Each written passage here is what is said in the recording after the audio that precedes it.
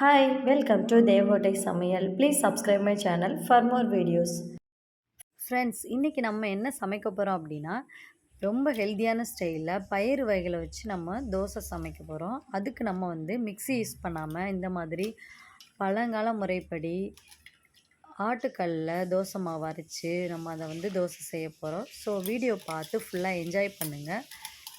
அப்படியே நம்ம சேனலை மறக்காமல் சப்ஸ்கிரைப் பண்ணிக்கோங்க.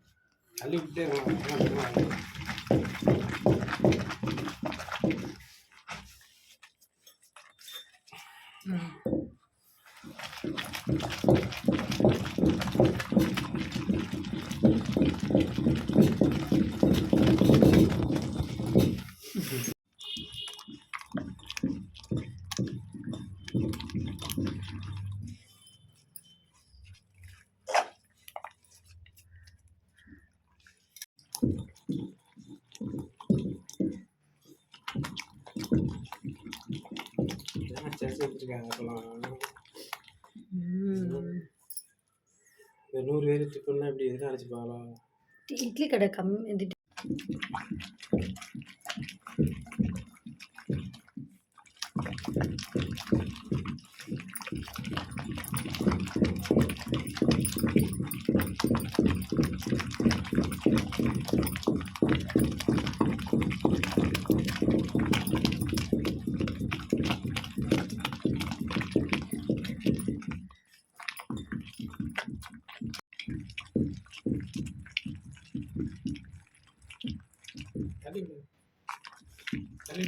கை நிறையா இருக்குது. திடீர் நிறைய வந்துடுச்சு. கொஞ்சம் அள்ளி வச்சுக்கணும். அப்போ தான் சக்கரை ரொம்ப மாவாக இருக்குங்க. நானா அப்படி அரைச்சாதான் தோசை நல்லாயிருக்கும். தோசை அட்டை மாதிரி நான் நினைக்கிறேன். ஆனால் வரலையே. அது தோசை மாதிரி நினச்சேன்.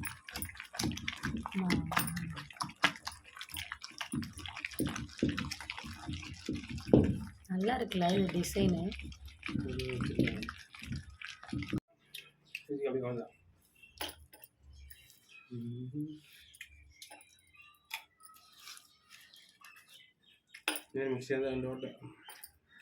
ஆமாம், இருந்தாலும் மிக்சியில் செய்கிறதுக்கும் இது சமைக்கிறதுக்கும் வித்தியாசம் இருக்குல்ல. ஊற போட்டுறணும் எப்போவுமே, தண்ணி ஊற்றி உடனே. இல்லைன்னா கல் வேஸ்ட்டாக போயிடும். மெதுவாகி கல் டப்புடு அடிச்சிடும் மெதுவாக.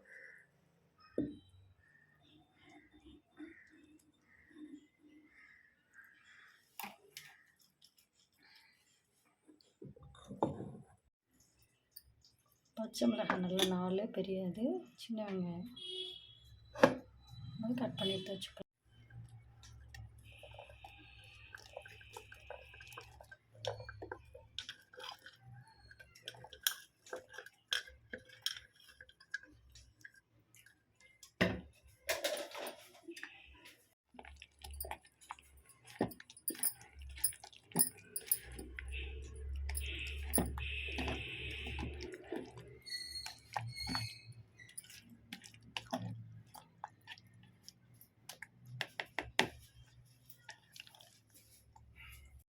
சீரகம், கடுகு, லைட்டாக உப்பு சேர்த்துருக்கேன்.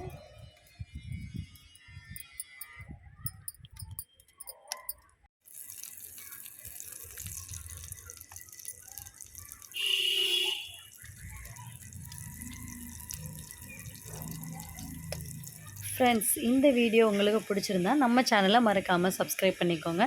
இந்த மாதிரி கிராமத்து ஸ்டைலில் நம்ம சமைச்சு சாப்பிடும்போது உண்மையாகவே சூப்பராக இருக்குங்க. அது விறகடுப்பில் செஞ்சு சாப்பிடும்போது இன்னும் கொஞ்சம் டேஸ்ட் அதிகமாகவே தான் இருந்துச்சு. ஸோ நீங்களும் முடிஞ்சால் ட்ரை பண்ணி பாருங்கள். Thank you friends. அப்படியே நம்ம தேவகோட்டை சமையல் சேனலை மறக்காமல் சப்ஸ்கிரைப் பண்ணிக்கோங்க. தேங்க்யூ.